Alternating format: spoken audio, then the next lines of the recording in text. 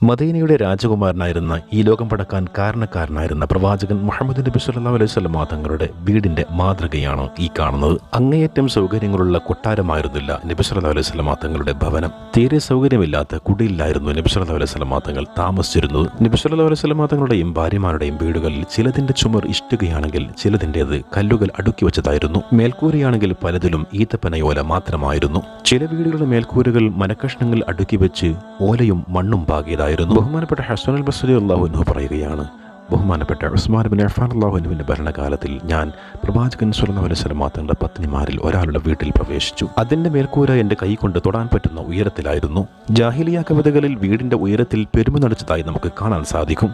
അതീവ ലാളിത്യവും വിനയവുമുള്ള ആളായിരുന്നു ബഹുമാനപ്പെട്ട പ്രവാചകൻ മുഹമ്മദ് നബി സല്ലല്ലാഹു അലൈഹി വസല്ലം തങ്ങൾ. വലിയ കൊട്ടാരങ്ങൾ പണിയാൻ നബി സല്ലല്ലാഹു അലൈഹി വസല്ലം തങ്ങൾക്ക് ലഭിക്കുന്ന ഹദിയ തന്നെ മതിയായിരുന്നു. നബി സല്ലല്ലാഹു അലൈഹി വസല്ലം തങ്ങൾ അതൊക്കെ പാവപ്പെട്ടവർക്ക് സ്വതക്ക ചെയ്തു.